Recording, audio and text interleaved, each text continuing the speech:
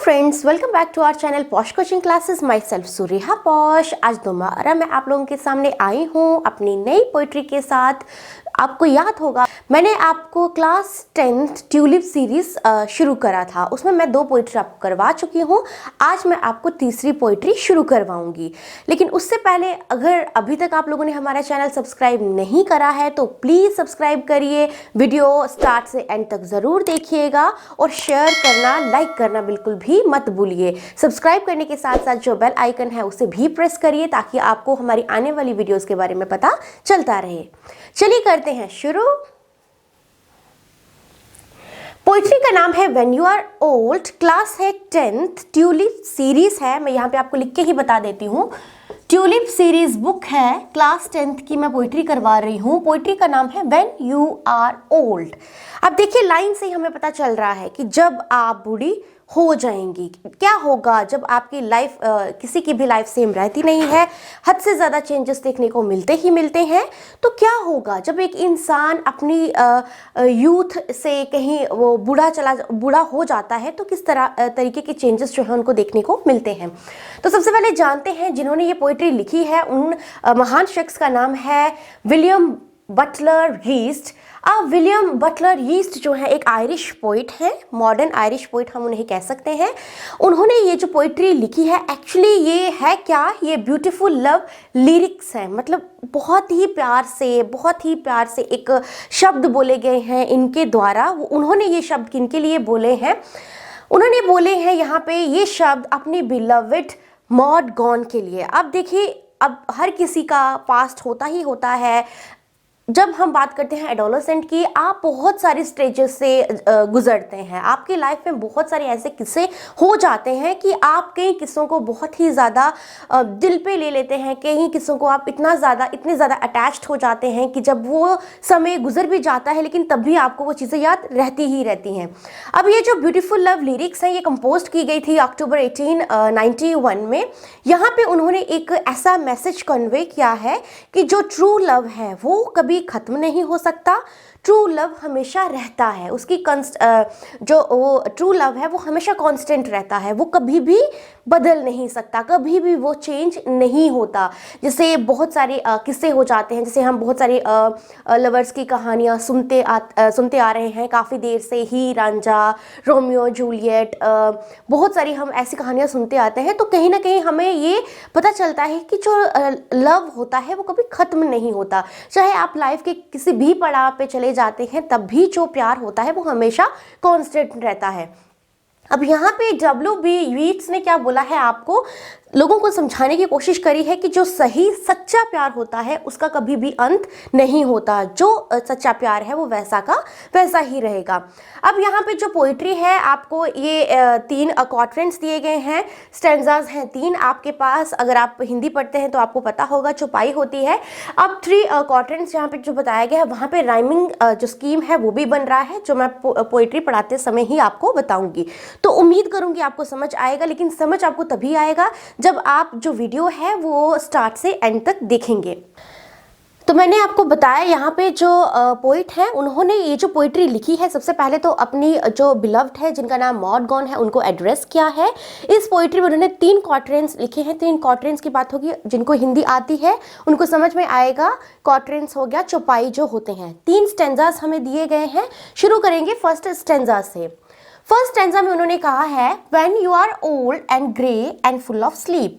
वो कहते हैं कि जब तुम बूढ़ी हो जाओगी, जब तुम सारी की सारी ग्रे, तुम्हारे जो बाल हैं वो ग्रे हो जाएंगे और तुम हमेशा क्या रहोगी, नींद में रहोगी। जितने भी इंसान बूढ़े हो जाते हैं, जब वो जवानी से बुढ़ापे की तरफ जाते हैं, बुढ़ापे की बहुत बड़ी निशानी होती है। एक तो उनको किसी तरीके की होश नहीं होती है, वो कहीं ना कहीं बहुत ही ज़्यादा अपने आप को थकावट महसूस करते हैं, रेस्टलेसनेस फील करते हैं, जिसकी वजह से वो हमेशा से ड्राउजी रहते हैं।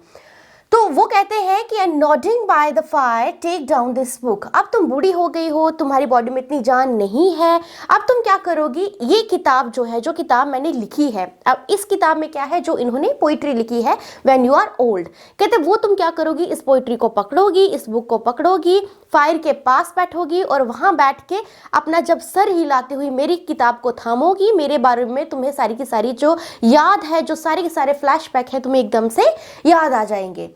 कहते हैं slowly read dream of the soft look your eyes had once and of their shadows deep।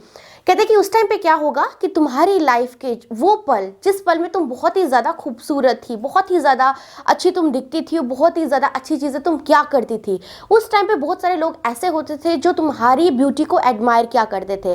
तुम उन पलों की याद में कहीं ना कहीं खो जाओगी। जो पल तुम्हें क्या होंगे, इस टाइम पे याद आएंगे जब तुम मेरी किताब को पढ़ना शुरू करोगी और जो मैंने तुम्हारे बारे में लिखा होगा जब तुम उसको समझोगी। तो फर्स्ट क्वाड्रेंट में जो पोइट है उन्होंने हमें क्या किया है, बहुत ही बड़ा कॉन्ट्रास्ट बताया है।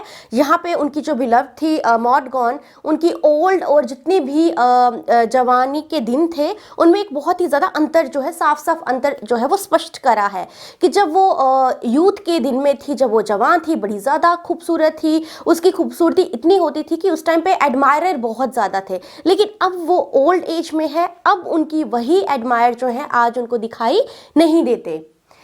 बढ़ते हैं सेकंड स्टेंजा की तरफ। सेकंड स्टेंजा में वो कहते हैं how many loved your moments of glad grace. बड़े सारे थे उस टाइम पे जो क्या करेंगे, तुम्हारी जो ग्रेस, तुम्हारी जो खूबसूरती थी उस टाइम की, उसको क्या करेंगे, सराहेंगे। बहुत सारे लोग जो हैं उनके बारे में तुम्हें याद आएगा। And loved your beauty with false और ट्रू। अब तुम्हें नहीं पता उस टाइम पे जो भी प्यार था, जो भी प्यार उन्होंने किया था, क्या वो प्यार सही था या फिर प्यार वो दिखावा था। बहुत सारे लोग ऐसे होंगे जो तुम्हारी खूबसूरती से प्यार करेंगे, सिर्फ तुम्हारी खूबसूरती को देखकर ही तुम्हारे पीछे आएंगे, लेकिन बहुत कम ऐसे होंगे जो तुम्हारी खूबसूरती के लिए प्यार नहीं करेंगे, ना ही तुम्हारी खूबसूरती को एडमायर करेंगे। उनका प्यार कहीं भी सच्चा नहीं होगा। हम बहुत सारी ट्रू लव स्टोरीज़ की बात करते हैं जिनमें रांझा, ही रांझा की बात होती है, सोनी महिवाल की बात होती है, रोमियो जूलियट की बात होती है। तो वो कहीं ना कहीं ऐसी लव स्टोरीज़ होती हैं जहाँ पे जो ब्यूटी है उसका कोई रोल नहीं होता। वहाँ पे जो ब्यूटी है उसका कोई रोल नहीं है, कोई अपनी जो बिलव्ड है उसकी ब्यूटी के पीछे नहीं जाता है, उनका प्यार जो है वो सच्चा होता है। तो यही जो है हमारे पोइट जो है बताने की कोशिश कर रहे हैं कि उस टाइम पे तुम बड़ी खूबसूरत थी और उस टाइम पे जो तुम्हारी खूबसूरती को सराहने वाले बड़े आते थे, जो दिखाते थे, दिखावा क्या करते थे कि वो तुमसे प्यार करते हैं, लेकिन असल में उनका प्यार सच्चा था कि नहीं था ये तुम उस वक्त जो है वो नहीं जान पाई थी। आगे वो कहते हैं but one man love the Pilgrim Saul in you and love the sorrows of your changing face. कहते तुमने क्या कर दिया, अपना समय गवा दिया। तुमने देखा कि तुम्हें जो भी तुम्हारी ब्यूटी को, तुम्हारी ग्रेस को एडमायर कर रहा है, तुमने सोचा कि तुम्हें वही लोग जो है वो अच्छे से प्यार करते हैं, अच्छी तरीके से जानते हैं, लेकिन तुमने क्या कर दिया, एक ऐसे शख्स को खो दिया जो शख्स क्या करता था, तुम्हारी रूह से प्यार करता था। उसे तुम्हारी खूबसूरती से कोई लेना देना नहीं था, उसे तुम्हारी जवानी के दिनों से कोई लेना देना नहीं था।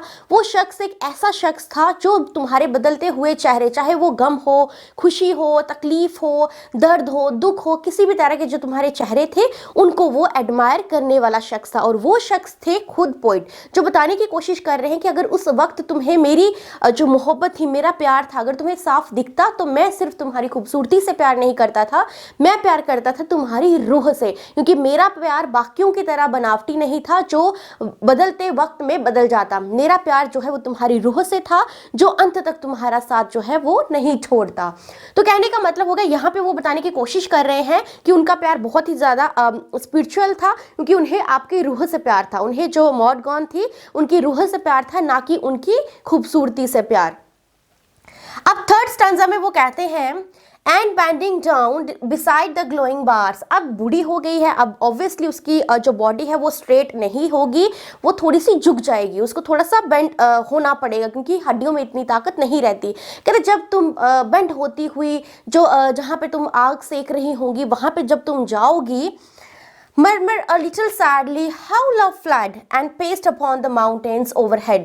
कहते हैं कि उस टाइम पे तुम मुंह में कुछ कुछ बातें जो है आहिस्ता आहिस्ता बातें जो है वो करोगी और तुम बोलोगी कैसे समय बीत गया, कैसे जो प्यार था जो एक टाइम पे इतना दिखावा जो है वो दिखाया जाता था, कैसे प्यार जो है एक सेकंड में जो है वो चेंज हो गया, कैसे ऐसा मानो ऐसा लग रहा है कि प्यार जो है वो पर्वतों से भी पार जो है चला गया।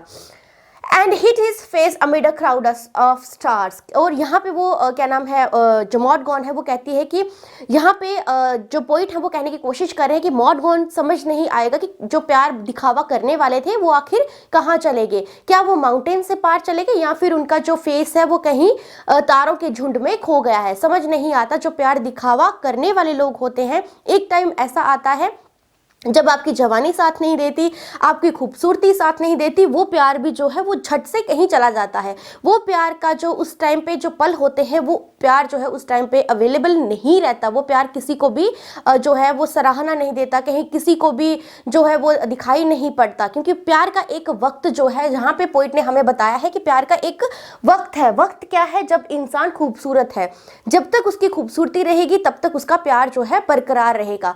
लेकिन जैसे ही उसकी खूबसूरती मिटना शुरू हो जाएगी, वैसे ही जो एडमायरर हैं, जो फॉल्स एडमायरर हैं, जो ब्यूटी को एडमायर करते हैं, एक वक्त ऐसे में जब आप जवान होते हैं, लेकिन आहिस्ता आहिस्ता वही जो प्यार है, वही जो चीज़ें हैं वो खत्म हो जाती हैं, जैसे इंसान बुढ़ापे की तरफ जो है पाँव रखना शुरू कर देता है।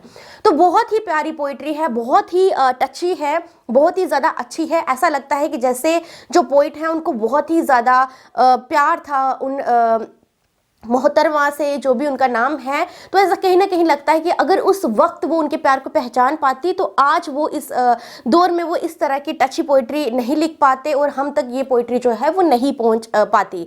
तो मैंने यहाँ पे आपको बताया है कि 3 क्वार्टरेंस जो है वो दिए गए हैं। 3 क्वार्टरेंस में जो स्टैंजाज हैं उनमें जो है राइम स्कीम बन रहा है। जैसे मैं यहाँ की बात करूँगी, यहाँ पे लिखा गया है स्लीप, यहाँ पे लिखा गया है बुक। स्लीप को मैं लिखूंगी ए, बुक को लिखूंगी बी, लुक को लिखूंगी अगेन बी, डीप को लिखूंगी स्लीप के साथ। तो मेरा राइम स्कीम फर्स्ट क्वार्टर में बना ए बी बी ए। अब अगर मैं सेकंड स्टेंजा की बात करूंगी, ग्रेस, ग्रेस को मैं सी बोलूंगी, ट्रू को मैं डी, यू को अगेन डी, फेस को मैं सी के साथ रखूंगी सी। तो मेरा जो सेकंड क्वार्टरन है वहां पे बन जाएगा rhyme scheme C D D C. अब जो थर्ड क्वार्टरन है वहां पे अगर मैं बात करूंगी, लाइंस जो लिखी गई हैं, वर्ड्स हैं, बार्स, उसको मैं ई रखूंगी, फ्लैट अगेन एफ रखूंगी, ओवरहेड को मैं एफ रखूंगी, स्टार्स को मैं ई रखूंगी। यहाँ पे जो राइम स्कीम है वो बन रहा है ई एफ एफ ई। तो वाकई में बहुत ही प्यारी पोइट्री है। उम्मीद करती हूँ आपको समझ में आई होगी और ये भी उम्मीद करती हूँ आपने वीडियो शुरू से लेके लास्ट तक देखी होगी, आप मेरे साथ बने रहे होंगे, तभी जाके आपको ये चीज़ें जो है वो समझ में आई होंगी। अब आपको क्या करना है, जो बाकी की पोइट्रीज है उनका लिंक जो है वो नीचे डिस्क्रिप्शन में दिया गया है, आपको जाके उन वीडियोज़ को भी देखना है और ज़्यादा से ज़्यादा प्लीज़ वीडियोज़ को लाइक करना बिल्कुल भी मत भूलिए और ज़्यादा से ज़्यादा शेयर करिए। थैंक यू सो मच मेरी वीडियो देखने के लिए। Have a very nice day.